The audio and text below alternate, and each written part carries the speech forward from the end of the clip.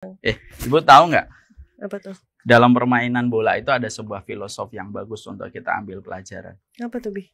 Kata para ulama itu, kalau kamu menikah dengan seseorang yang mereka belum keluar dari memori masa kecilnya, masih penuh dengan permainan gitu, maka sesungguhnya hidup rumah tanggamu akan sulit mendapatkan ketenangan. Kenapa? Karena rumah tangga itu butuh kedewasaan. Insya Allah. Insya Allah ya, dalam permainan. Ternyata banyak yang bisa diambil hikmahnya ya, Bi, dari apapun itu ya. Iya. Insya Allah. Dan inilah yang disebut dengan ayat-ayat kauniyah, Bu. Bahwasanya apapun yang terjadi di sekitar kita itu bisa menjadi pelajaran untuk kita. Masya Allah. Ya nak ya. Semoga Basam nanti dapat seorang jodoh yang baik, Amin. baik sama ibunya, soleh, taat. Basam juga sehat selalu. Amin. Jazakallah khair Abi doanya. Yuk Basam, kita main lagi. Dadah. Disinilah kita paham. Kadang-kadang banyak orang ketika mereka melangkahkan kaki kepada jenjang pernikahan, tetapi mereka masih memiliki lingkaran masa kecil yang belum selesai. Permainan demi permainan, hobi demi hobi, selalu menjadi prioritas pada kehidupan mereka. Akhirnya, gelombang pada kehidupan keluarga yang mereka dapatkan dan turbulensi yang mereka rasakan semata-mata karena banyak yang belum keluar dari zona kecilnya ketika mereka menikah. Yuk kita ambil pelajaran. Hari yang kelima, kita berjumpa kembali. Assalamualaikum warahmatullahi wabarakatuh. Innal hamdalillah wassalatu wassalamu ala Rasulillah wa ala alihi wa sahbihi wa man tabi'ahum bi ihsan ila yaumil qiyamah. Seluruh para penuntut ilmu yang semoga mendapatkan pasangan dan semoga hari ini telah bersama dengan pasangan sejiwa, seilmu dan sesurga. Kita tentunya memahami sekali bahwasanya di dalam kita menikah banyak sekali komponen yang harus kita hadirkan supaya menjadikan pernikahan kita matang, menyelesaikan setiap gelombang dan masalah yang kita jumpai. Sebagaimana kematangan pada pernikahan yang kita selenggarakan dan kita lakukan, maka sebagaimana analoginya sederhana ketika kita mendapati masakan yang kita matangkan. Tentunya butuh sekali komponen yang harus kita mengerti sampai makanan itu menjadi matang. Ada beberapa tipe makanan yang apabila dimasak tidak boleh kompornya terlalu keras atau apinya terlalu besar sehingga akhirnya aroma pada masakan itu menjadi kalau apinya terlalu besar. Ada masakan yang terkadang bahwasanya memasak dengan arang itu jauh lebih nikmat daripada dia memasak dengan kompor gas. Itu memberi arti kepada kita bahwasanya setiap masakan itu ternyata ada prosedur yang harus kita perhatikan supaya makanan itu matang, menimbulkan aroma yang nikmat dan kita lahap untuk mengkonsumsinya kalau kita memperhatikan seluruh komponen dan seluruh prosesnya. Sama pula kita di dalam pernikahan. Ketika kita akan mengayunkan langkah kaki kita menuju kepada pernikahan, tentunya banyak perkara yang harus senantiasa kita perhatikan. Di antara yang harus kita perhatikan adalah bagaimana kematangan kita sebelum pernikahan kita selenggarakan. Karena kematangan itu menunjukkan kesempurnaan kita ketika kita menikah. Bukankah buah yang matang, yang dipetik dari pohonnya ketika matang, jauh lebih nikmat untuk dikonsumsi daripada buah yang mentah, lalu dipaksa untuk dipetik sebelum masanya? Maka sesungguhnya itulah yang menjadi sebuah kewaspadaan untuk kita sekaligus untuk merenung. Jangan sampai ada orang ketika mereka belum menikah, ternyata mereka belum matang. Dan akhirnya tidak bisa memberikan kebaikan dan akhirnya melahirkan berbagai macam problematika dan masalah. Hanya karena mereka belum matang pada dirinya ketika mereka melangsungkan hidup rumah tangga. Maka pada season yang pertama, poin yang pertama kita pada kesempatan hari yang kelima ini, kita ingin membahas bahwasanya pernikahan dan kedewasaan itu menjadi satu kesatuan yang tidak bisa dipisahkan. Pernikahan itu berbanding lurus dengan kedewasaan kita. Sebagaimana baju akan sempurna dengan celananya dan celana itu akan sempurna dengan bajunya. Maka sesungguhnya pun sama bahwasanya pernikahan dan kematangan dan kedewasaan itu menjadi satu paket yang sejatinya paket itu tidak bisa untuk dipisahkan dan dijauhkan di antara keduanya. Hari ini banyak orang yang mereka melangsungkan pernikahan, Tapi mereka masih terjebak dengan dunia anak-anak yang ada pada dirinya. Mereka masih suka mengutamakan permainan. Mereka masih suka bermain-main di antara satu hobi dengan hobinya. Mereka belum pernah melatih bagaimana kematangan pada jiwanya. Dan ketika memaksakan proses ini, bahwasanya dia menikah dengan usia kematangan yang belum terbentuk, akhirnya masalah demi masalah akan dihadapi. Yang salah bukan pada masalahnya, tapi yang salah itu adalah keluarga yang tidak matang, tidak akan siap menyelesaikan masalah yang datang pada kehidupan mereka ketika disebabkan permainan yang ada pada diri mereka belum selesai. Inilah masalahnya. Oleh karenanya, akhirnya kita menjumpai para ulama lalu menerangkan kepada kita bahwasanya ketika menikah setidaknya kita membutuhkan kedewasaan dalam 3 hal. Kedewasaan ini harus dimiliki. Kedewasaan ini harus kita ikhtiarkan untuk datang pada kehidupan kita. Supaya betul-betul kita memiliki kedewasaan ketika sebelum kita memilih seseorang untuk kita jadikan pasangan hidup kita dan sebelum kita menyediakan diri kita untuk dinikahi seseorang. Karena ketika menikah pada saat proses kedewasaan itu sudah terbentuk, jauh lebih berkah dan tentunya jauh lebih struggle untuk menyelesaikan masalah yang nanti dihadapi. Saya ingatkan kalian ya, menikah itu tidak hanya menjanjikan festival canda dan tawa yang kalian bergembira di atas pesta. Kadang-kadang pernikahan itu memberikan kepada kalian sebuah gelombang yang tidak pernah kalian duga. Karena di balik indahnya sebuah pernikahan, di balik indahnya permukaan air laut, di situ ada karang yang siap merobek badak rumah tangga kalau kita tidak siap di dalam kita menyikapi bagaimana yang harus kita persiapkan. Makanya setidaknya ada 3 kedewasaan yang kita harus mengerti. Sebelum saya membahas 3 kedewasaan yang harus kita miliki, harus kita tanam, harus kita ajarkan kepada anak kita, karena menikah dan pernikahan itu tidak hanya membutuhkan kesolihan, saya ingin menyampaikan sebuah kisah nyata bagaimana proses Rasulullah. Ketika Ibunda Khadijah radhiyallahu anha wafat, tidak lama setelah itu ada seorang wanita, sahabat wanita Rasulullah namanya Khawlah binti Hakim. Beliau itu merupakan istri dari Utsman bin Maz'un, salah satu sahabat seniornya Rasulullah SAW. Datanglah itu Khawlah binti Hakim kepada Rasulullah SAW, lalu mengatakan kepada Rasulullah, "Ya Rasulullah, apakah engkau akan menikah lagi setelah ditinggalkan oleh Ibunda Khadijah, wanita yang luar biasa telah menemani Rasulullah di dalam biduk rumah tangga?" Rasulullah mengatakan, "Siapa yang engkau tawarkan kepadaku, wahai Khawlah, istri dari Utsman bin Maz'un?" Maka Khawlah binti Hakim menawarkan 2. Yang pertama Saudah, yang kedua adalah Aisyah radhiyallahu anha. Saudah telah berusia memasuki masa tuanya di atas 40 tahun. Yang kedua yaitu adalah Ibunda Aisyah yang usianya muda, yang saat itu yang notabene beliau adalah putri dari Abu Bakar. Maka Masya Allah, ketika pada saat 2 pilihan itu ditawarkan kepada baginda Nabi SAW, maka yang dipilih oleh Rasulullah itu adalah Ibunda Aisyah, walaupun terbentang jarak yang begitu jauh usia beliau dengan Ibunda Aisyah. Sebagian riwayat mengatakan pada saat itu usianya baru 9 tahun. Maka kalau kita melihat kisah yang terjadi pada Ibunda Aisyah ketika dipilih oleh baginda Nabi SAW, disitulah kita paham bahwasanya Nabi memilih Ibunda Aisyah dengan usia yang masih belia karena kedewasaan itu memang sejatinya tidak pernah diukur dengan angka.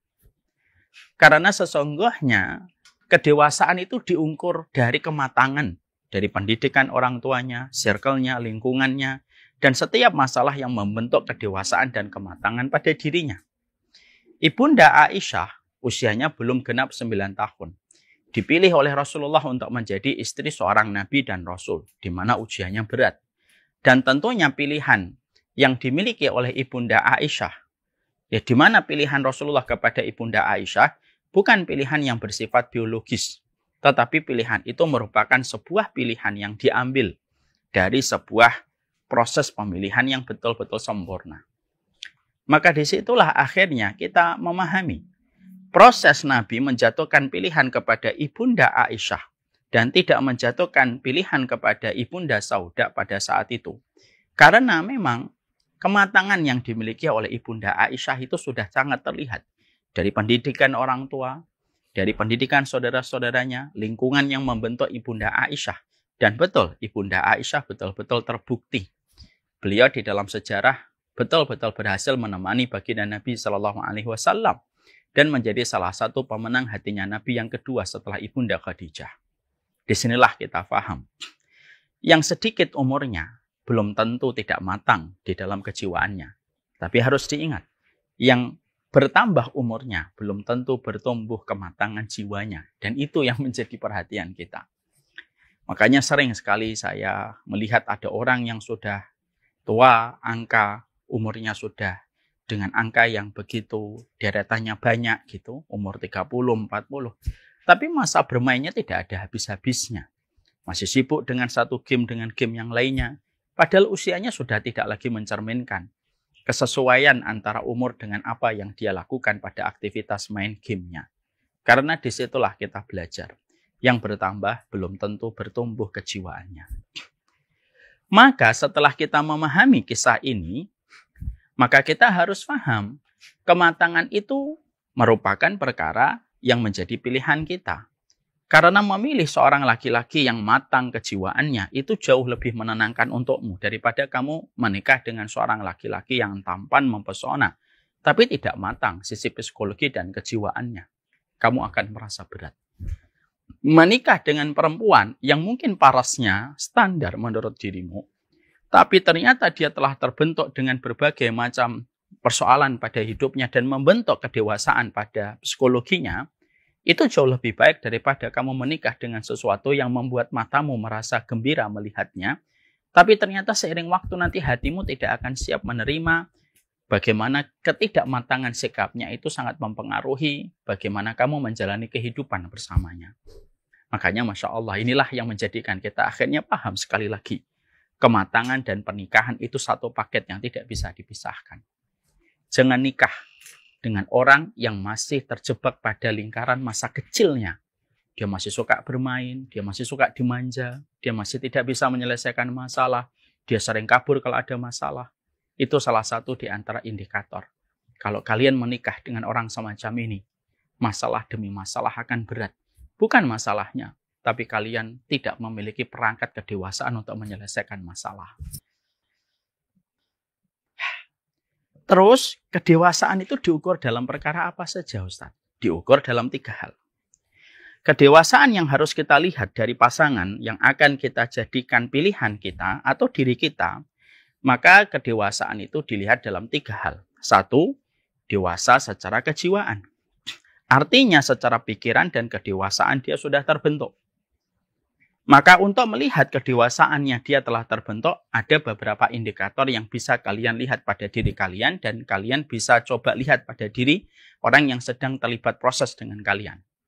Apa itu proses kedewasaan yang bisa kita lihat indikatornya? 1, indikatornya adalah ketika pembicaraan yang ada pada kehidupan sehari-hari tidak lagi didominasi dengan hal-hal yang sifatnya bermain-main.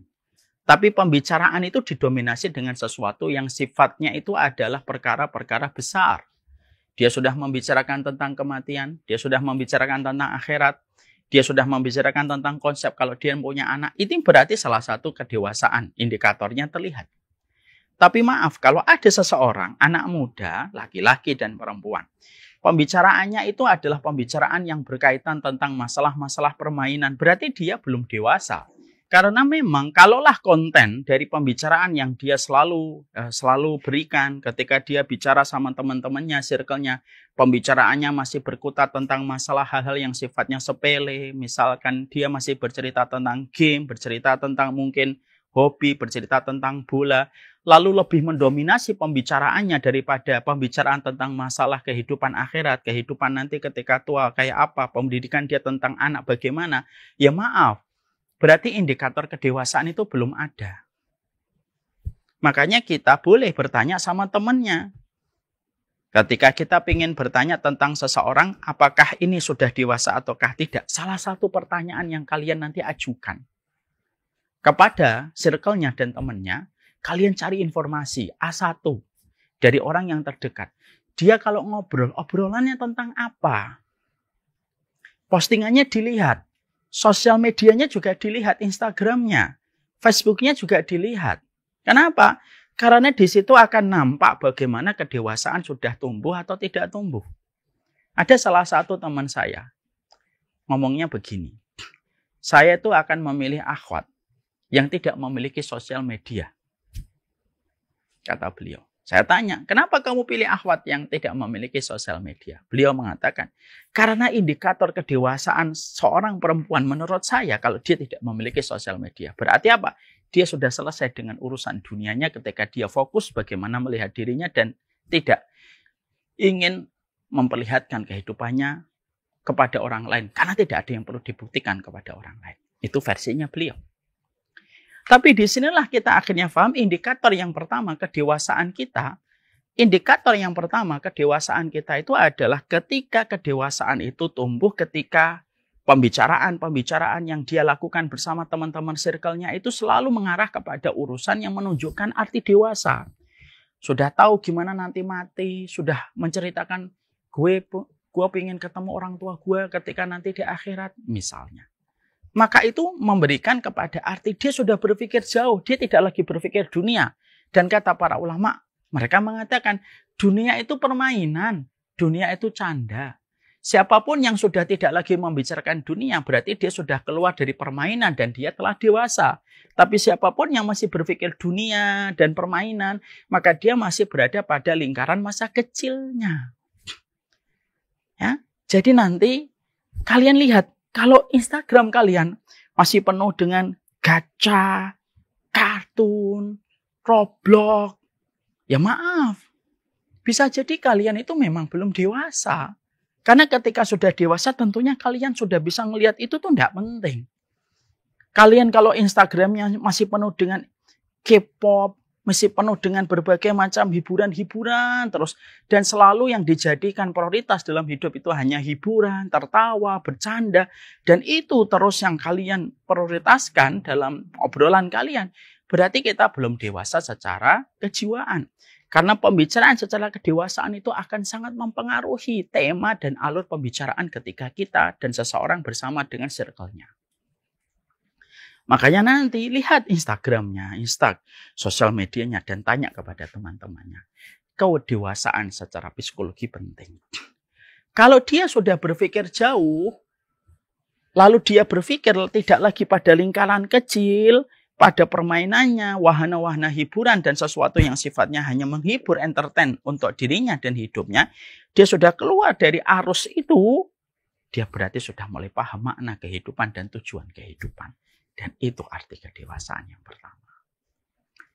Indikator yang kedua, kalau seseorang itu sudah dewasa, yaitu ketika mereka sudah mulai berpikir bagaimana dia ingin membahagiakan orang tua, dia tidak tega kalau membiarkan orang tuanya dalam kondisi kesulitan, dan tidak ada maksud dirinya kecuali saya ingin membuat orang tua saya itu tidak merasa berat pada kehidupan ketika di usia tua. Anak muda yang mereka berpikir untuk membahagiakan orang tuanya dan melapangkan orang tuanya itu merupakan salah satu indikator kedewasaan. Orang-orang semacam ini biasanya mereka rela mengorbankan dirinya dengan satu alasan bahwasanya dia mengorbankan dirinya supaya membahagiakan orang tuanya. Orang semacam ini sudah nampak kedewasaannya. Walaupun maaf ya kadang-kadang memang masih belum paham agama. Tapi keinginan dia berkata, saya ingin membahagiakan orang tua saya. Berarti indikator kedewasaan itu sudah dilihatkan. Dan itu merupakan salah satu tanda kedewasaan manusia. Itu yang kedua. Indikator yang ketiga, orang itu dewasa secara psikologi dan secara kejiwaan itu apa? Yaitu ketika aktivitas yang dia lakukan di luar pekerjaannya itu mengarah kepada sebuah proses yang kita menilainya itu ada sebuah kematangan. Contoh, dia setelah kerja, salah satu kegiatan yang dia lakukan, dia mengikuti majelis ilmu. Dia hadir di majelis ilmu, dia kenal ustadz dan bukan hanya kenal dari kejauhan, dia mendekat kepada ustadz. dia datang kepada guru, dia datang kepada majelisnya. Aktivitas-aktivitas yang dia lakukan ketika sering datang ke tempat-tempat ilmu, lalu dia mencoba menjalin dan membangun circle positifnya dengan para guru dan para ustadz, orang-orang yang solih, maka sesungguhnya itu merupakan indikator yang ketiga, kedewasaannya secara psikologi. Makanya kalian juga menjadikan 3 indikator ini untuk mendiagnosa diri kalian juga. Apakah saya sudah dewasa? Jawab dengan 3. Pembicaraan kalian itu sudah mengarah nggak kepada sesuatu yang sifatnya besar, sifatnya agama Allah. Gimana sih tentang ngomong Palestina? Kalau ada anak muda sudah ngomongin Palestina itu sudah dewasa. Gimana yang membebaskan Baitul Maqdis? Ini berarti adalah dewasa. Membicarakan tentang kematian itu dewasa. Membicarakan tentang kehidupan di masa tua itu dewasa. Ya, makanya Palestina Allah hadirkan itu juga salah satu di antara indikator yang bisa kita ambil untuk membedakan kedewasaan orang atau tidak. Ada banyak anak muda yang hari ini kalau ngomong Palestina mereka ngomong, alah ngomong Palestina jauh amat. Belanda masih jauh bro, nggak usah ngomong tentang Palestina. Itu berarti belum dewasa. Indikator kedewasaan kamu yang kedua itu indikatornya apa? Indikator kedewasaan kamu yang kedua itu indikatornya adalah indikatornya ketika kamu sudah bicara tentang konsep membahagiakan orang tua. Dan yang ketiga, indikator kedewasaan kamu itu adalah yang ketiga. Yaitu adalah ketika aktivitas di luar pekerjaan yang sudah kamu dapatkan. Aktivitas itu mengarah kepada sesuatu yang berkualitas seperti dekatnya dengan guru, dekatnya dengan taman-taman ilmu dan tempat-tempat kajian. Perhatikan 3 itu. Berarti seseorang itu telah dewasa secara psikologi. Dewasa yang kedua yaitu adalah dewasa secara emosional. Kenapa emosional ini penting? Gini loh, kenapa kedewasaan secara emosional itu digandengkan menjadi satu paket ketika kita akan menikah? Karena ketika seseorang itu belum dewasa secara emosional, kamu akan menghadapi masalah pernikahan, di mana pernikahan itu akan membuka pintu yang memperjumpakan kita dengan banyak masalah. Dari kekurangan pasangan kita, kesalahan pasangan kita, ketidaksesuaian dengan harapan kita, dan tidak sesuai dengan ekspektasi kita. Ini semuanya bisa menjadi pemicu emosi seseorang. Belum lagi kalau nanti sudah punya anak. Ada satu kata-kata yang sangat bagus sekali. Kalau ada orang tua sering marah sama anak, itu bukan karena anaknya yang nakal mungkin. Tapi orang tuanya yang masih belum dewasa dan sama-sama anak-anak sebagaimana anaknya. Masih kanak-kanak sebagaimana anaknya. Makanya akhirnya kedewasaan secara emosional itu penting. Kedewasaan secara emosional itu menjadikan seseorang itu lapang. Makanya ada kata-kata yang bagus ketika ada seorang ulama. Ada ulama ditanya, Syekh, saya itu mau menikah. Apa nasihat yang kamu berikan kepada saya? Belajarlah diam, nak. Belajarlah diam. Maksudnya gimana? Nanti kalau kamu mendapati istrimu tiba-tiba marah pada sesuatu yang kamu tidak duga dan tidak kamu bayangkan, tiba-tiba dia marah, belajarlah untuk diam. Kenapa? Selama kamu pandai untuk menutup lisanmu dan tidak pandai membalas setiap kata-kata istrimu, setiap kamu belajar diam pada saatnya dan pada waktunya dan kondisinya tepat, itu insya Allah istrimu kamu selalu mampu bersabar. Tapi kalau kamu tidak bisa diam, susah. Perhatikan hari ini, banyak pasangan suami istri ketika mereka bertengkar, meluapkan semuanya. Sang istri meluapkan semuanya, sang suami meluapkan semuanya. Padahal kita harus sepakat tahu ya, orang kalau lagi marah, perkataan-perkataan yang kita sampaikan itu tidak akan pernah sampai kepada hati orang yang ada di hadapan kita. Oh lagi marah kok suaranya lagi tinggi kok ngomong apa aja. Ya nggak didengar lah. Hatinya lagi jauh. Makanya salah besar kalau ada orang berkata, saya akan nasihati dia nanti kalau pas saya lagi marah. Nggak akan masuk. Ngasih tahu anak ketika lagi marah itu nggak akan masuk. Kapan ngasih tahu anak itu ketika kita ingin apa yang kita sampaikan itu masuk? Ketika mau tidur, kita belai, kita bisikkan di telinganya justru masuk. Lah kalau kita belum dewasa secara manajemen emosi, maka yang terjadi kalau kita belum dewasa secara manajemen emosi itu parah. Kenapa? Akhirnya menjadikan kita terlibat dengan pusaran konflik yang tidak ada habisnya, dan masalah kecil menjadi besar bukan karena masalahnya, tetapi sesungguhnya masalah kecil menjadi besar karena kita tidak punya kematangan emosi. Makanya salah satu di antara kematangan emosi seorang Abu Darda itu berkata kepada istrinya ketika baru-baru menikah, nanti kalau saya marah, saya lagi jadi api, kamu tenangkan saya dengan kelembutanmu sebagaimana kamu air. Kalau kamu lagi marah, saya akan berusaha untuk menjadi tenang, untuk berubah menjadi air, untuk memadamkan apimu. Kalau kita tidak belajar kapan menjadi air, ketika pasangan kita sedang berkobar pada kemarahan, ketika mereka sedang menjadi api, tidak akan pernah bertahan pernikahan kita dalam kurun waktu kehidupan. Kalian tahu nggak? Ucapan Abu Darda itu ngena kepada Ummu Darda. Ummu Darda itu memberikan cintanya full kepada Abu Darda. Makanya Abu Darda itu meminang Ummu Darda. Tapi tahu nggak kita? Ummu Darda itulah yang meminang Abu Darda. Ketika mereka sudah menjalani kehidupan bersama di dalam kehidupan, maka Ummu Darda itu meminta sama Abu Darda, jadilah engkau pasanganku di akhirat ya Abu Darda. Dipinang itu Abu Darda supaya menjadi suaminya kelak di surga. Dan indahnya ya, Ummu Darda itu meriwayatkan hadis dari Abu Darda. Tapi yang menarik adalah setiap Ummu Darda meriwayatkan hadis dari Abu Darda, beliau selalu berkata, an habibi Abu Darda an Rasulillah, qala Rasulullah.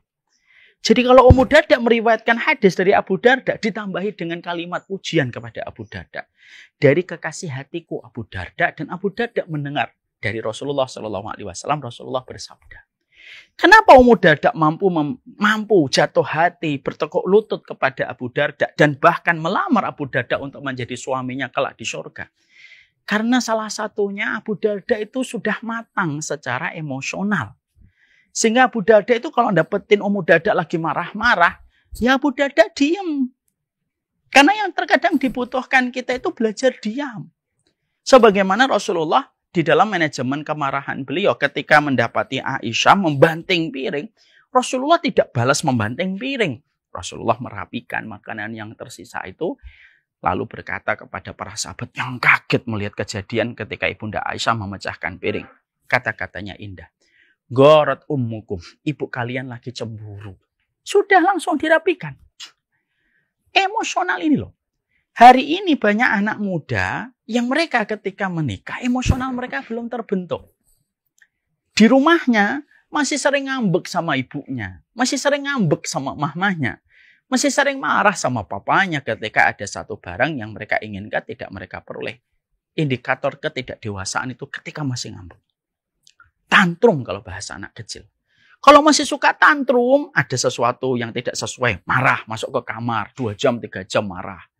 Itu dia belum dewasa. Jangan nikah dulu kalau orang semacam itu. Kenapa? Kalau dipaksakan menikah, iya kalau dia mendapatkan orang yang sabar. Kalau tidak mendapatkan orang yang sabar, terjadi sebuah benturan yang mengakibatkan kecelakaan dan korban jiwa di dalam pernikahan. Itu yang kedua. Yang ketiga, kematangan secara finansial. Kita tentunya mematangkan secara urusan finansial. Di dalam urusan finansial itu bukan berarti orang yang ketika menikah itu sudah harus kaya raya. Enggak. Finansial itu artinya dia sudah punya sebuah konsep, dia tidak ingin membebani orang tuanya. Itu sudah kematangan secara finansial. Jadi bukan berarti yang dinamakan dengan kematangan finansial itu tidak berarti bahwasanya dia harus kaya raya, punya mobil Ferrari, rumahnya di Pondok Indah dan di Kemang, di mana-mana vilanya, dan berterbaran apartemennya. Bukan itu maksudnya kematangan secara finansial.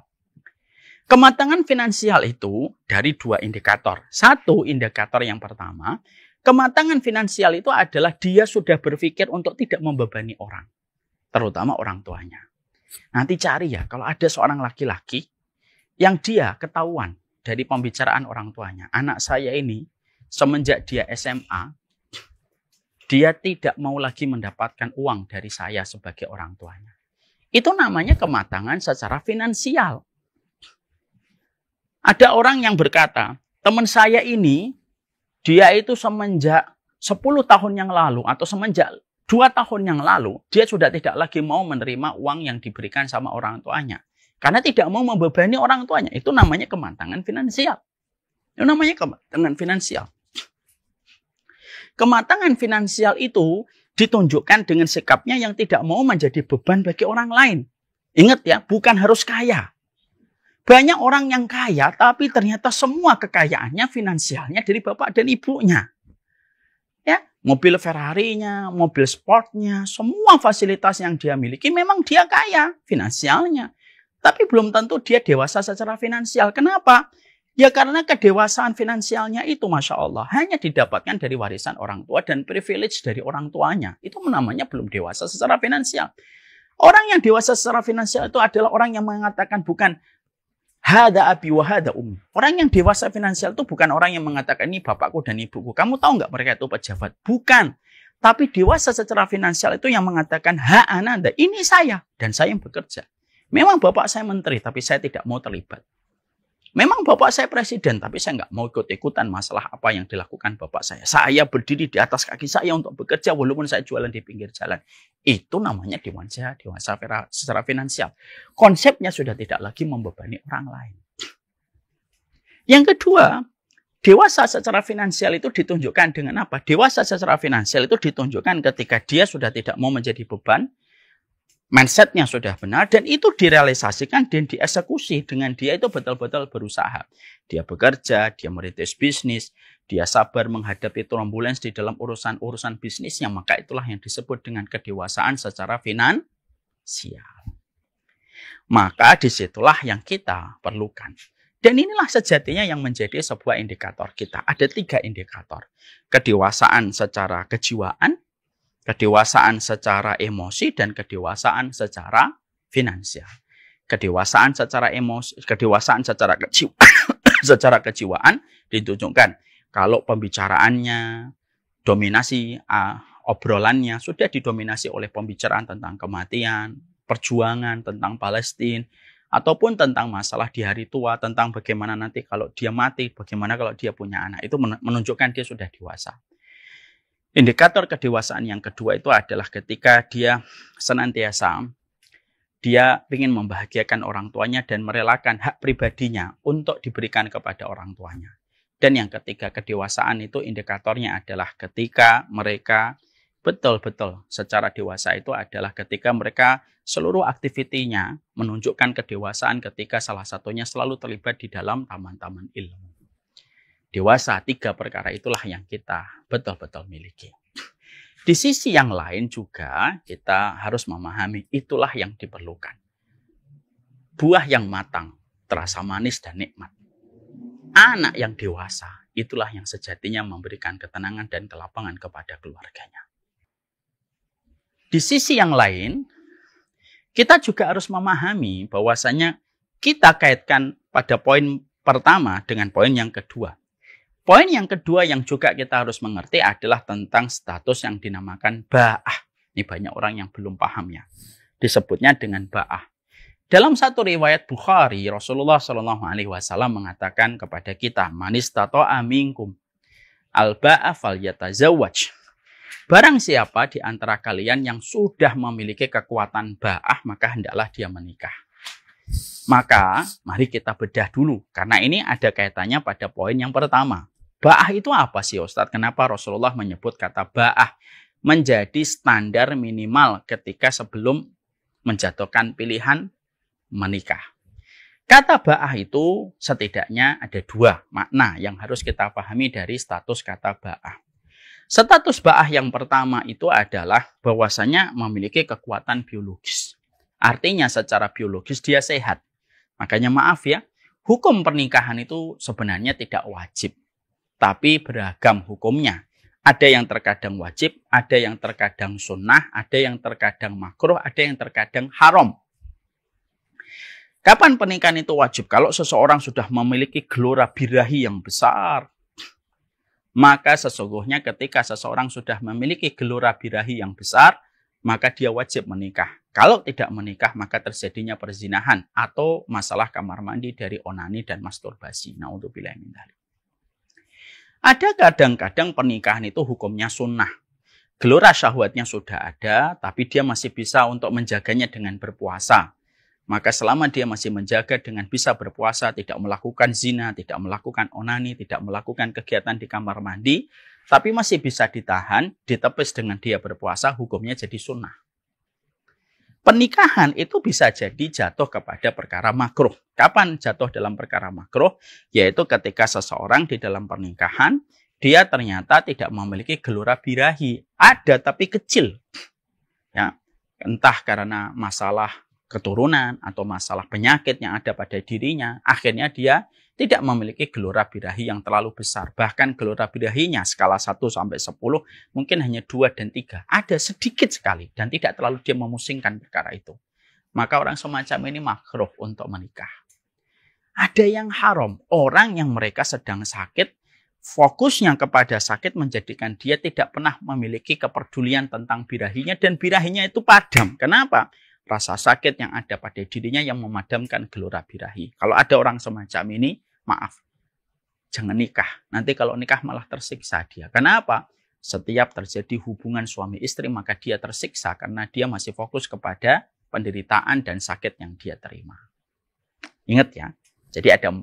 Wajib, sunnah, makruh, haram. Maka kembali kepada kata ba'ah. Lah kata ba'ah itu gelora birahi.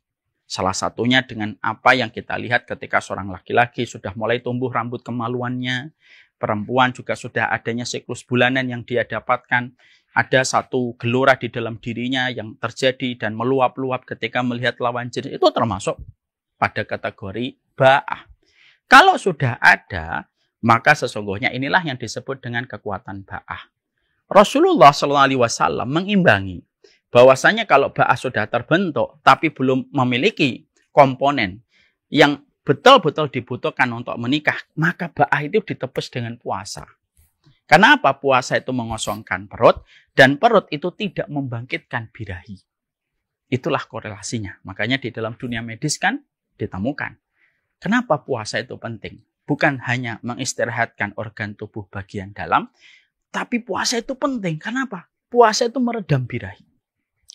Maka kalau ada orang yang terkadang birahinya, biologisnya besar, walaupun dia sudah puasa, orang semacam ini harus segera menikah. Dan kekuatan biologisnya itu jadi ujian, betul-betul ujian yang Allah berikan kepadanya. Dan dia harus menikah. Maka ketika menikah, maka dia mampu melampiaskan kekuatan biologisnya kepada sesuatu yang diridhai oleh Allah. Dan kita ingat ya, kekuatan biologis atau kekuatan syahwat atau yang tadi kita sebut dengan birahi, itu bukan aib, itu bukan dosa. Memiliki kekuatan birahi itu bukan dosa, itu sesuatu yang sifatnya fitrah. Kapan kekuatan birahi dan syahwat itu menjadi dosa? Kalau sudah dilampiaskan pada kondisi yang haram, itu baru menjadi dosa besar. Tapi kalau dilampiaskan pada kondisi yang tepat, maka sesungguhnya itu berpahala. Makanya kan Rasulullah mengatakan wa fi bud'i ahadikum shadaqah. Kalau kalian mendatangi istri kalian, maka proses mencampuri istri kalian dan didatangi suami kalian itu sedekah. Kenapa? Ternyata syahwat itu bisa dirubah menjadi sebuah pahala.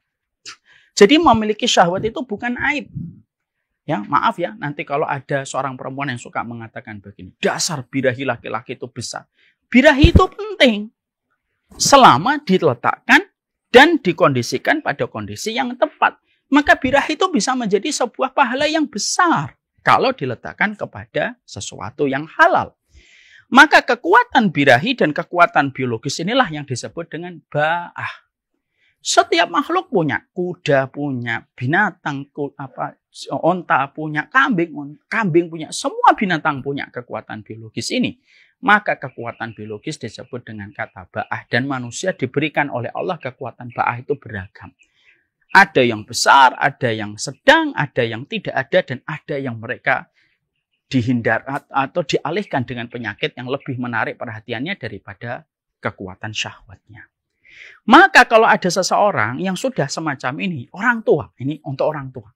Kalau bapak dan ibu, papa dan mama, abi dan umi yang hadir pada Samilah series kita hari ini. Kalau kalian sudah melihat ada dorongan biologis pada anak, kalian sudah harus menyampaikan kurikulum tentang masalah jinsiah. Jinsiah itu apa Ustaz? Jinsiah itu masalah seksual. Supaya mereka paham, supaya mereka tidak sampai mencari referensi-referensi yang salah. Hari ini banyak orang tua menganggap tabu menyampaikan pendidikan seksual dan jinsiah. Ya, jinsiah itu bahasa Arabnya, seksual bahasa Indonesianya. Banyak orang yang menganggap tabu ketika menyampaikan masalah pendidikan jinsiah. Dan akibatnya yang terjadi adalah anak mencari tahu dari berbagai macam tayangan dan tontonan serta referensi yang justru menjebak pemikirannya. Maka kita harus paham, kalau sudah kita melihat, oh ada ini baahnya, sudah terbentuk nih. Bagaimana dia sudah mulai merasakan rangsangan, sudah mulai kelihatan bagaimana kondisi badannya dan fisiknya ketika ada stimulus yang ada. Maka kita harus mengkondisikan, memberikan edukasi, memberikan narasi menjadi kurikulum besar. Supaya dia tahu betapa berbahayanya ketika kekuatan biologis itu tidak dimanage dengan keilmuan. Dan itu yang harus paham. Masih banyak orang hari ini, anak-anak muda itu Masya Allah ya. Mereka bisa mengatakan babi itu haram, tapi zina jalan terus. Banyak anak muda hari ini bisa mengatakan babi itu haram, anjing itu haram. Tapi minum khamr terus. Zina jalan terus. Karena mereka memang tidak mendapatkan referensi. Dorongan birahinya besar, orang tuanya mendiamkan, menutup mata, sibuk dengan pekerjaan, ibunya tabu menyampaikan itu. Akhirnya mereka melampiaskan, terutama ketika mereka yang berparas rupawan, yang biasanya justru fitnah. Ya, justru malah biasanya itu fitnah. Dan inilah yang disebut dengan kekuatan ba'ah yang pertama. Kekuatan ba'ah yang kedua itu artinya ba'ah itu yang kedua itu apa? Ya kemampuan finansial yang tadi kita sampaikan pada poin yang pertama. Maka itu merupakan satu kesatuan. Dan itulah yang menjadikan kita meraba diri kita. Bedanya dengan kedewasaan yang tadi saya sampaikan pada poin 1 dengan ba'ah itu apa? Kalau ba'ah itu secara fisik. Kalau kedewasaan itu kedewasaan jiwaan, kedewasaan emosi, kedewasaan secara finansial. Maka ketika ada seseorang yang sudah mengalami proses ba'ah, sekali lagi ya, ba'ah prosesnya, maka sesungguhnya proses ba'ah itu berarti dia sudah pada gerbang untuk diperbolehkan menikah. Tapi maaf, kalau anak-anak belum pada standar ba'ah, jangan dinikahkan. Contoh nih, dia belum tertarik sama perempuan, masih suka main-main, ya jangan dinikahkan. Baru umur 10 tahun dia nggak tertarik sama lawan jenis, nggak ngerti, belum punya malu terhadap aurat, itu belum ada ba'ah. Jangan dinikahkan, dan di dalam Islam itu hukumnya makruh. Bahkan bisa jatuh dalam perkara haram. Jadi kalau kita compare antara poin 1 dengan poin kedua, yang satu poinnya adalah poin tentang masalah kedewasaan, poin yang kedua itu poin tentang ba'ah, berarti kesiapan orang menikah itu relatif. Di culture masyarakat kita diukur dari angka 20 lebih. Tapi tidak setiap orang itu sama. Ada banyak orang yang umurnya 17 tahun, dia sudah siap menikah karena ba'ahnya sudah terbentuk. Ba'ahnya sudah terbentuk, kemampuan biologisnya sudah ada. Makanya ada seorang ustadz, sahabat saya juga yang semoga Allah menjaga beliau, menikahkan putra-putranya pada usia 17, 16 tahun, 18 tahun. Karena apa? Beliau memberanikan diri untuk menikahkan putra-putranya di usia yang belia semacam itu. Karena beliau sudah melihat ba'ahnya. Dan beliau khawatir kalau ba'ah ini tidak tersalurkan, terjadinya perzinahan. Dan kita harus pikirkan, mana yang lebih remuk hati kita ketika mendapati anak yang kita sayangi terjatuh dan terperosok kepada perzinahan. Perhatikan ba'ahnya anak kita, perhatikan ba'ahnya diri kamu. Sekarang kita akan menuju kepada poin yang ketiga. Pada poin yang ketiga hari ini kita akan menuju kepada sebuah proses yang dinamakan dengan sekufu. Wankihul akfa wankihu ilaihim. Dalam riwayat Ibnu Majah, Rasulullah Shallallahu Alaihi Wasallam itu mengatakan kepada kita, nikahilah yang satu kufu dengan kalian, dan nikahkanlah anak-anakmu dengan yang satu kufu dengan kalian. Sekarang sekufu itu apa sih Ustadz? Sekufu itu begini, sebelum saya sampaikan sekufu itu apa, karena ini merupakan salah satu bagian yang kita harus mengerti dengan benar, maka kita harus paham yang dinamakan dengan sekufu itu. Sebelum kita pahami, kita sampaikan dulu sebuah kisah. Syurah Al-Qadhi itu seorang ulama dan seorang qadhi. Maka ketika telah matang usianya untuk menikah, beliau datang kepada satu keluarga yang terhormat, berpendidikan, dan keluarga ini keluarga yang penuh dengan dedikasi kepada ilmu, sunnah, dan kepada akhlak. Syurah Al-Qadhi melamar wanita yang dia puja. Namanya adalah Zainab. binti Hadir. Maka ketika akan menikah dengan Zainab binti Hadir, maka saat itu ibunya mengatakan, wahai Syuraih al-Qadhi, kalau memang kamu satu kufu dengan anak saya, nikahlah. Tapi kalau kamu memang tidak satu kufu, jangan paksakan menikahi putriku. Sekarang mari kita bedah. Kenapa ibunya Zainab binti Hakim itu mengatakan kepada Syuraih al-Qadhi, seorang ulama besar, bahwasanya kalau memang satu kufu, maka kamu silahkan nikah. Tapi kalau kamu merasa tidak satu sekufu, maka jangan menikah. Maka disinilah kita paham, satu sekufu itu artinya adalah memiliki kesetaraan dalam berbagai macam indikator-indikator kehidupan. Kesetaraan dalam pendidikan, kesetaraan dalam nasab, kesetaraan kita di dalam masalah pendidikan akhlak, itu namanya kesetaraan. Karena manusia itu memiliki parameter-parameter yang berbeda-beda di dalam menetapkan standar hidupnya. Ada keluarga yang menetapkan standarnya itu adalah sekolahnya itu harus S2 dan harus S3, minim S2.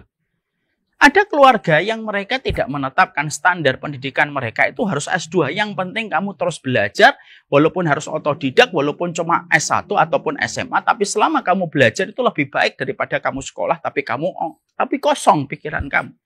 Lah ini tuh beda-beda dan kita tidak bisa paksakan. Kita tidak bisa memaksa ukuran sepatu kita dengan ukuran sepatu orang lain. Maka yang kita lakukan itu adalah kita itu harus menghormati perbedaan-perbedaan sekufu yang semacam ini. Maka kita tentunya harus membagi masalah sekufu ini menjadi 2 poin.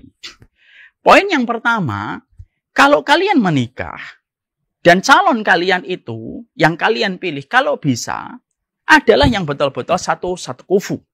Dalam mungkin di dalam latar belakangnya, di dalam pendidikannya, dalam masalah circle keluarganya. Kenapa?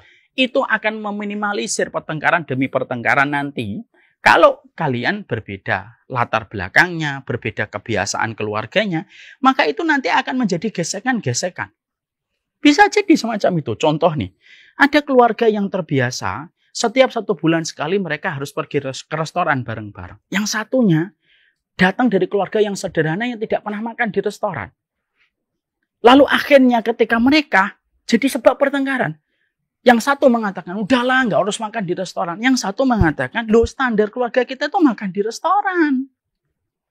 Kalau kita tidak berdasarkan kepada satu sekufu, satu kebiasaan yang sama, dengan standar yang mungkin berdekatan, itu biasanya menjadi pertengkaran. Kalau kita bisa menikah dengan yang satu sekufu, dalam taraf standar-standar kehidupan yang ada pada kehidupan manusia itu jauh lebih baik.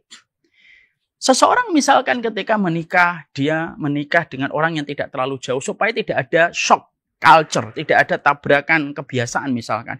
Itu jauh lebih baik daripada nanti dia menikah nih. Dia orang kampung, dia menikah dengan orang dari Amerika atau dari Italia. Nikah, tapi ternyata membawa perbedaan. Mungkin bisa bertahan, tapi terkadang juga banyak yang tidak bisa bertahan. Kenapa? Kebiasaan yang berbeda itu membenturkan dengan berbagai macam goncangan dan masalah.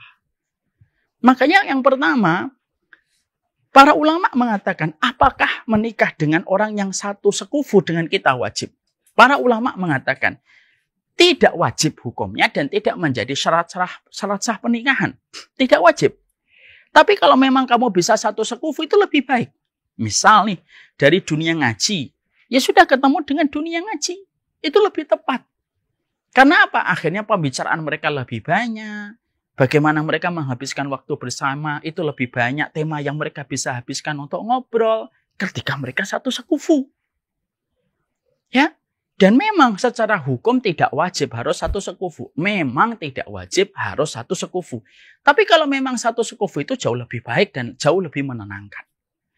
Atau kondisi yang kedua, tidak satu sekufu, tapi salah satu pihak itu sudah merelakan dan ikhlas walaupun dia menikah dengan tidak yang satu sekufu. Bilal bin Abi Robah mantan budak menikah dengan orang yang bukan mantan budak. Tapi yang istrinya menerima kondisi Bilal dan akhirnya pernikahannya baik-baik saja. Pernikahannya baik-baik saja dan akhirnya membuahkan banyak keberkahan pada keluarganya Bilal. Maka inilah yang menjadikan kita mengerti. Ini pula yang menjadikan kita memahami betul. Memang pernikahan itu kalau bisa adalah satu sekufu. Sudah kematangan fisiknya, kematangan jiwanya, kematangan emosinya, kematangan finansialnya, ditambah kekuatan baahnya. Kalau bisa yang satu sekufu. Tapi kalau memang satu sekufu, yang satu pihak sudah betul-betul mau untuk merelakan, tidak apa-apa. Ada teman saya, seorang santri biasa dari kampung kecil di Jawa Timur, menikah dengan orang kaya raya, dia memiliki banyak perusahaan, dan ketika sang ikhwan ini maju dalam proses ta'arufnya, ikhwan ini tuh sebenarnya ingin mundur. Kenapa? Merasa tidak satu sekufu. Karena dia dari keluarga yang pas-pasan dari kampung kecil. Tapi pihak sang perempuan, keluarganya betul-betul menghormati. Teman saya ini dihormati betul. Akhirnya tetap menikah. Dan sampai sekarang pernikahan mereka baik-baik saja. Kenapa? Pihak perempuannya itu meletakkan sekufu bukan dalam masalah harta, tapi meletakkan sekufu dalam masalah agama. Ini yang lebih baik. Makanya akhirnya menjadikan di dalam pernikahan itu adalah yang betul-betul mulia. Nah, saya tutup nih poin yang ketiga. Saya punya teman. Dia baru hafal 15 juz. Ketika menikah, maka beliau mendapatkan biodata akhwatnya itu, salah satunya adalah biodata akhwatnya itu yang hafal 30 juz. Ya. Maka ketika mau nikah sempat beliau ngomong ke saya, gimana ya, Khi ya? Saat itu kami masih di Fakultas Syariah. Gimana ya gitu? Akhwatnya 30 juz nih. Saya bilang yakin antum menikah sama yang 30 juz. Nanti jangan sampai akhwatnya istrinya antum nanti komplain nih. Hafalannya motor-motor 15 juz doang. Saat itu beliau istikharah dan beliau mantap. Nikah. Terus pindah ke satu kota kecil di Jawa Tengah. Ketika mereka sudah menikah setahun 2 tahun, saya kejumpa kembali dalam satu daurah. Kalian tahu daurah? Daurah itu kayak training 1 hari, 2 hari untuk mempelajari satu rumpun ilmu. Saya ketika daurah di situ ketemu dengan beliau dan hafalannya sudah 30 juz. Wah, saya kaget, Masya Allah. Saya memberikan tahniah, saya memberikan doa, memberikan keselamatan kepada beliau ketika hafalannya sudah 30 juz. Saya lalu tanya, kok bisa 15 juz jadi 30? Nah, lihat ceritanya. Maka beliau mengatakan, iya, saya memiliki ilmu syariah. Istri saya tiap hari belajar usul fikih sama saya. Tapi saya belajar ziyadah. Saya belajar nambah hafalan kepada istri saya. Kalau habis subuh, habis maghrib, saya itu nambah hafalan. Sampai akhirnya saya hafal 30 juz dengan izin Allah. Saya mikir gitu ya. Mungkin istrinya itu kalau habis subuh gitu duduk, lalu panggil suaminya, sini kamu nyetor hafalan. Suaminya datang nyetor hafalan. Tapi itulah yang kita dapatkan. Kalau menikah dengan satu kufu, itu biasanya memang gesekannya tidak terlalu banyak. Tapi menikah tidak satu kufu selama sama-sama ridho dan kita sepakat bahwasanya kemuliaan kita hanya berdasarkan ketakwaan kita kepada Allah. Itu pun banyak yang juga berhasil dan memberikan dan mendapatkan keberkahan. Itulah pernikahan dalam 3 poin itu. Ya. Jadi di dalam kehidupan kita berkeluarga, maka ada yang namanya proses satu sekufu. Dan kita sekarang sudah paham bagaimana hukumnya. Sekarang kita pada poin yang keempat dan poin yang kelima. Kita gabung jadi satu ya, supaya lebih fokus kita konsentrasinya untuk membahas. Sekarang kalau lebih kita konkretkan untuk kita eksekusi, maka kriteria laki-laki semacam apakah yang layak untuk kita nikahi dan laki-laki buruk semacam apakah yang harusnya kita hindari. Dan tentunya wanita selayak apakah yang harus kita nikahi dan wanita seburuk apakah yang harusnya kita hindari. Kita bicara terlebih dahulu dengan kalangan dengan laki-laki. Kalau kita akhirnya telah memahami pada poin-poin yang tadi, maka setidaknya kita mendapatkan poinnya semacam ini. Laki-laki yang layak untuk kita nikahi adalah laki-laki yang mereka sudah selesai dengan circle masa kecilnya.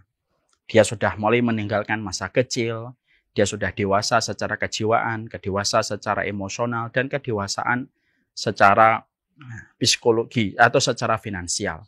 Dia tentunya laki-laki yang sehat, artinya dia memiliki gelora yang dia miliki dan secara medis pun tidak ada masalah pada dirinya. Karena bagaimanapun kita perlu laki-laki yang sehat supaya bisa memberikan keturunan. Karena salah satu tujuan dari pernikahan itu memberikan kepada kita keturunan. Maka yang kedua setidaknya yang lebih baik adalah yang satu culture dengan kita, satu sekufu dengan kita. Kalaupun kita tidak mendapatkan yang sifatnya satu sekufu dengan kita, minimal adalah yang mendekati, ataupun dia memang ridho untuk mendapati perbedaan antara kita dengan dirinya.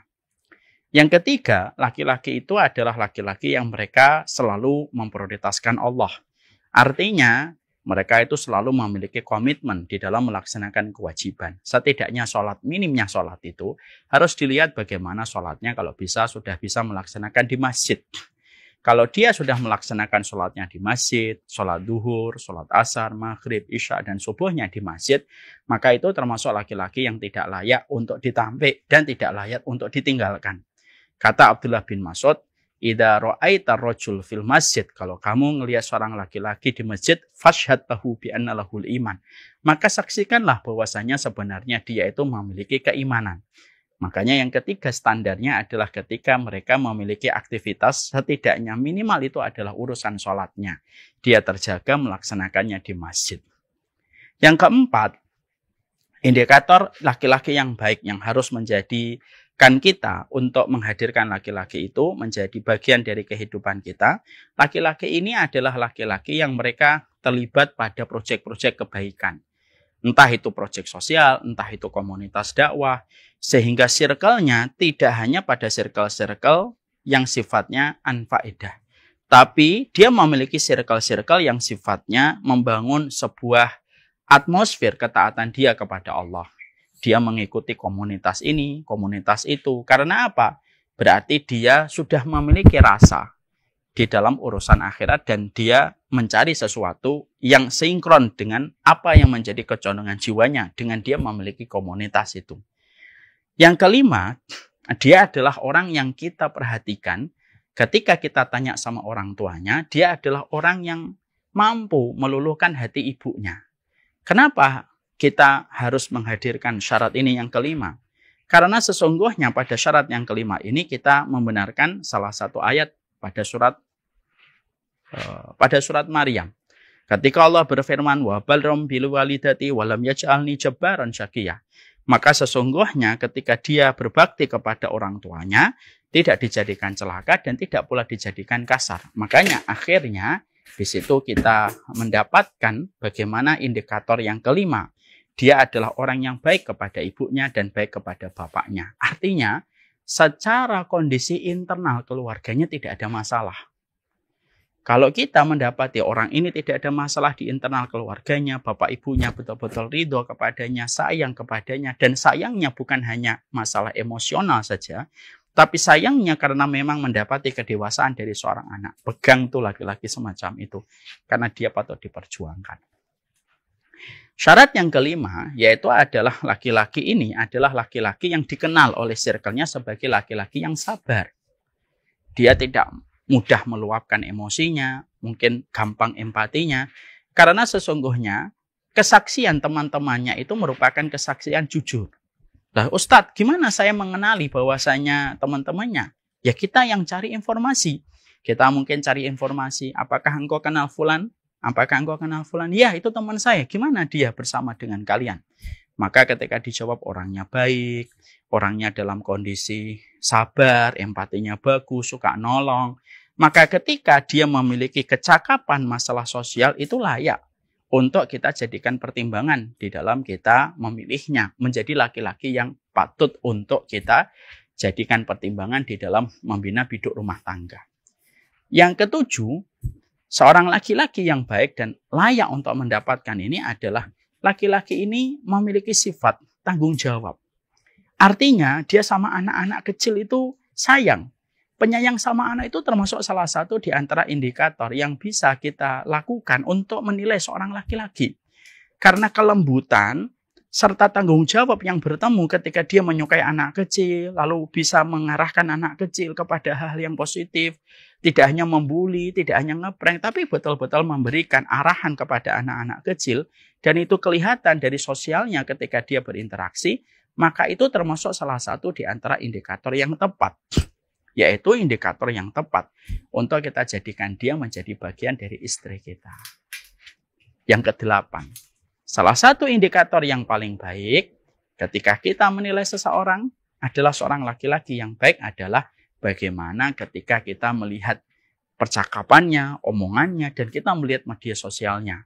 feed-nya kita lihat, Instagram-nya, story kita lihat bagaimana dia merangkai sebuah tulisan. Ketika dia memberitakan sesuatu, maka itu bisa menambah poin-poin untuk meyakinkan diri kita bahwasanya dia adalah seorang laki-laki yang sepadan, yang kita inginkan membina hidup rumah tangga bersama dengan kita.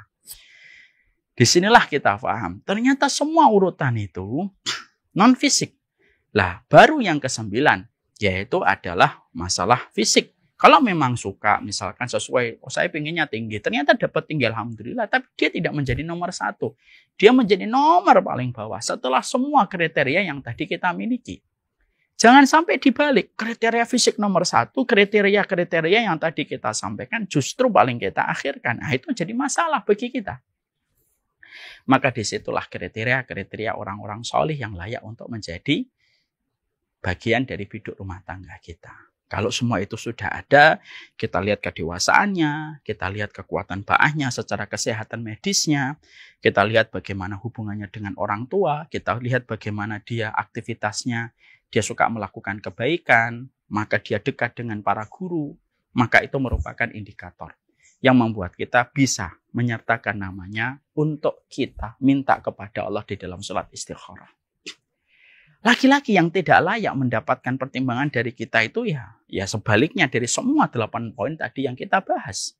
Salah satunya kita tambahi ketika tidak baik sama ibunya, ternyata melakukan zina dan belum ada keinginan untuk bertobat, ketahuan bagaimana khomernya, bagaimana dia sukanya itu sangat ramah kepada lawan jenis, dan dia tidak mau diatur-atur bagaimana interaksi dia dengan lawan jenis, bagaimana sholatnya tidak di rumah, bagaimana suka meledak-ledak. Maka semua perkara itu yang harusnya pertimbangkan deh. Walaupun kamu terpincot dengan parasnya, tapi kalau semua itu tidak ada, justru sebaliknya yang tadi saya sebutkan, hati-hati. Kamu menikahi seseorang laki-laki tidak 1 musim, tapi kamu akan melewati banyak musim yang kesemuanya tidak cukup hanya dengan paras semata. Paras itu hanya bertahan 1 musim.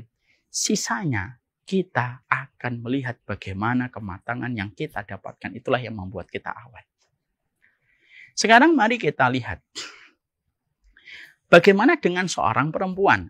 Perempuan yang layak menjadikan dan kita jadikan dia menjadi bagian dari kehidupan keluarga kita.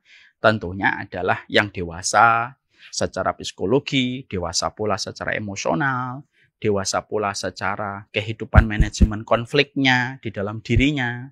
Kita mendapati dia sehat secara medisnya dengan kekuatan baahnya. Dia baik pula kepada ibunya. Dia menutup auratnya. Dia menutup hijabnya. Menutup auratnya dengan hijab yang syar'i. Bagaimana dia selalu terlibat pada kegiatan-kegiatan yang baik. Ditambah kalau dia memiliki sifat malu sebagaimana putrinya Syuaib yang akhirnya menjadi istrinya Nabi Musa. Karena apa? Sifat malu itu penting. Karena kemuliaan perempuan itu terletak pada sifat malunya. Kalau dia sudah tidak lagi punya sifat malu, biasanya nanti akan menjadi banyak sumber kecemburuan yang tidak ada habisnya. Dia suka berada di dalam rumah, ini termasuk nilai penting di dalam standar kita memilih seorang wanita. Kenapa? Kalau dia orangnya betah di rumah, itu berarti dia siap untuk memikul tanggung jawab yang kita berikan kepadanya. Tapi kalau perempuannya sudah ngomong, maaf ya nanti kalau nikah jangan atur-atur saya di rumah terus. Nah, pertimbangkan lagi. Kalau menikahi seorang wanita yang semacam ini. Jangan juga kalau bisa kata para ulama, jangan terlalu menikahi wanita yang terlalu mandiri. Yang mana akhirnya ketika dia ada masalah dengan dirimu, dia tidak butuh selesai. Kenapa bagi dia? Mereka mengatakan kepada dirinya, nikah ini kalaupun nggak usah dilanjutin, saya juga bisa hidup tanpa dia. Itu bahayanya. Maka menikahi wanita yang tidak terlalu mandiri juga bisa menjadi poin keutamaan. Walaupun ini tidak wajib. Tidak terlalu mandiri itu bukan berarti akhirnya dia menggantungkan semuanya kepada seorang laki-laki dan seorang suami. Enggak. Dia tetap mandiri pada batas-batas tertentu. Tapi dia tahu mana lingkungannya, mana batasannya, dan mana yang bukan batasannya. Oh, saya ini di luar rumah saya tidak bisa nih. Nah, inilah perempuan yang layak dinikahi. Bagaimana circle-nya mengatakan kepada dirinya, wah teman saya yang satu ini tuh paling penyabar, tidak marah-marah, emosinya bagus. Selalu kalau ada masalah cenderung diam dulu dan selalu berdoa sama Allah supaya masalahnya diselesaikan. Ternyata penyayang sama anak-anak dan dia nampak tanggung jawabnya dengan menyayangi anak-anak. Masya Allah. layak dijadikan itu menjadi pasangan menjalin hidup rumah tangga bersama dengan kita. Melewati banyak musim meraih ridhonya ilahi. Sebaliknya, kalau ada perempuan yang ternyata sudah hilang sifat malunya, tidak menutup auratnya, tidak menjaga ibadah sunnahnya, buruk sama orang tuanya, emosinya meledak-ledak, maka sesungguhnya tinggalkan perempuan-perempuan yang semacam itu. Kenapa? Kamu akan berat. Karena apa? Perempuan tidak usah membawa semua sifat itu saja, mereka sudah bengkok. Apalagi sudah bengkok, kamu tambahi dengan sifat-sifat yang berat yang tadi kita sampaikan. Justru kamu akan terbebani dengan beban yang berat. Selain itu ada perempuan yang annanah, yaitu adalah perempuan yang sifatnya adalah mereka itu annanah, mananah yang suka mengungkit-ungkit keburukan dari suami. Kemudian ada seorang perempuan yang harus kita tinggalkan adalah hannanah yang di dalam hatinya ada seorang laki-laki lain. Ada seorang perempuan yang sifatnya haddaqah yang dia sifatnya boros.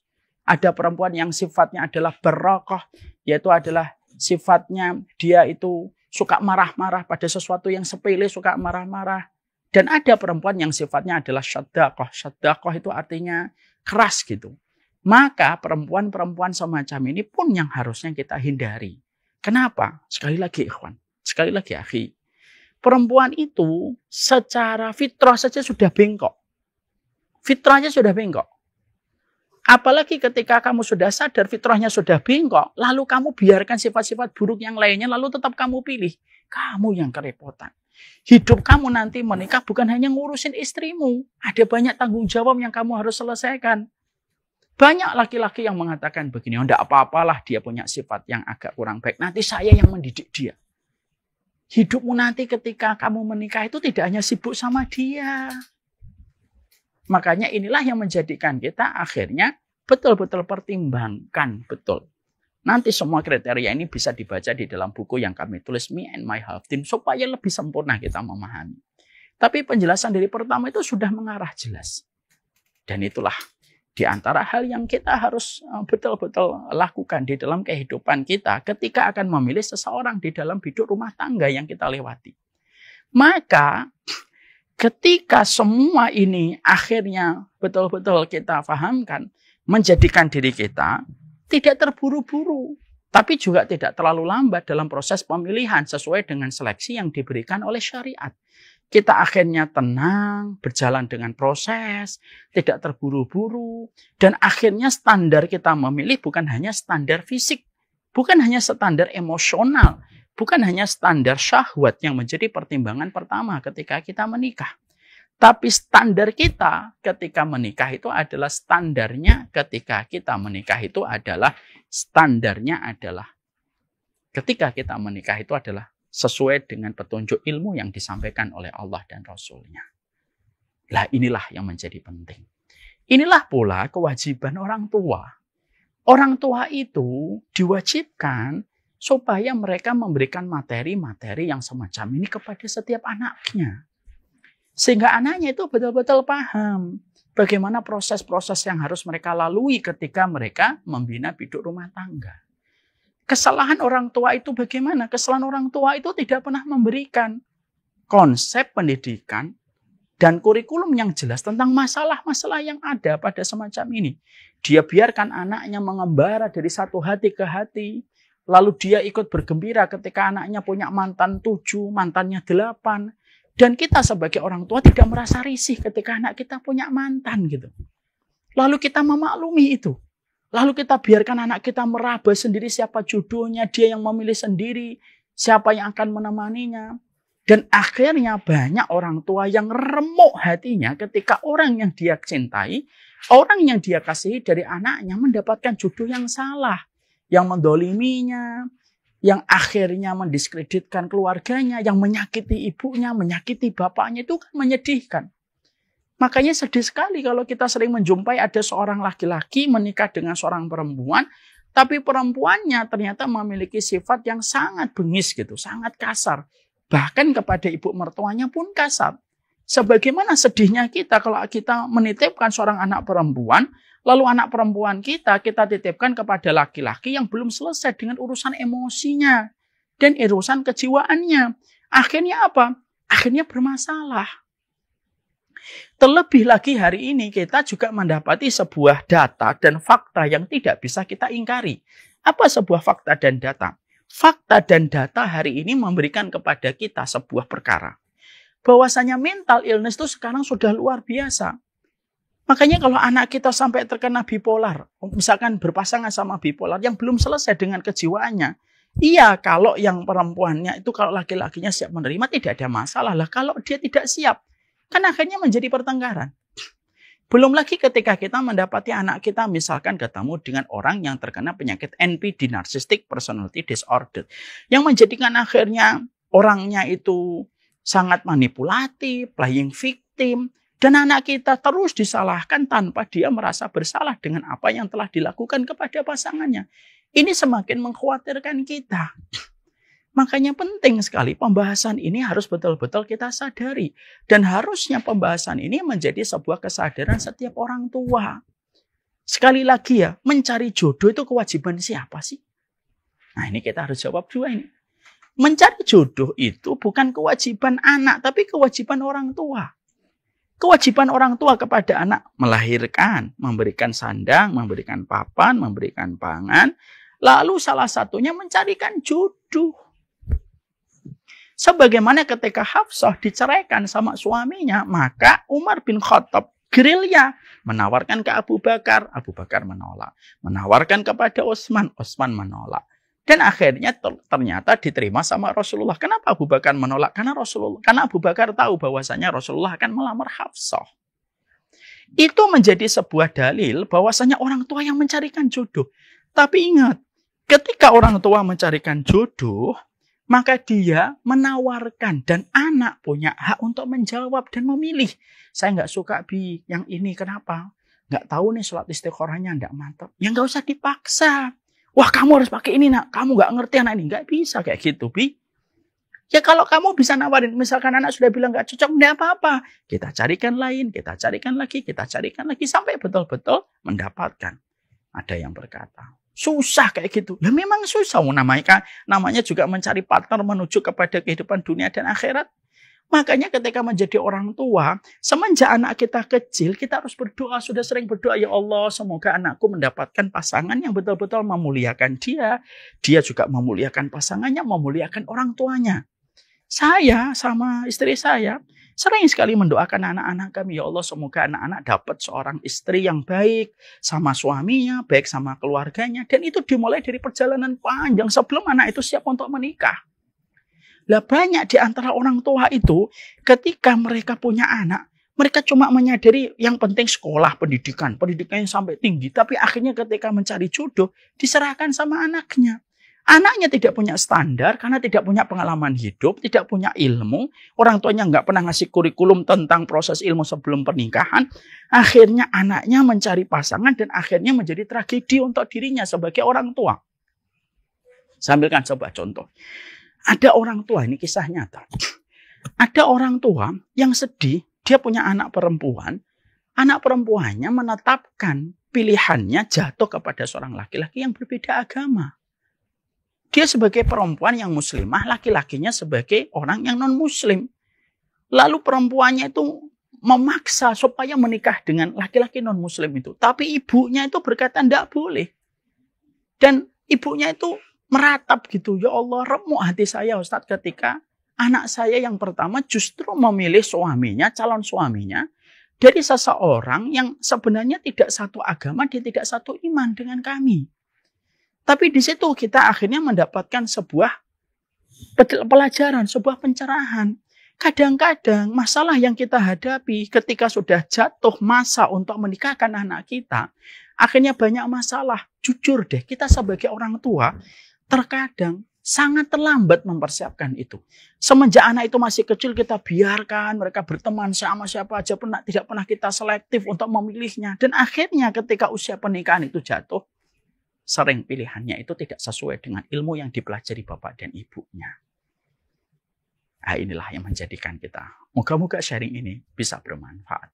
Kita hari ini belajar tentang bagaimana di dalam pernikahan itu membutuhkan kedewasaan. Pernikahan itu ada arti ba'ah. Pernikahan itu ada satu sekufu.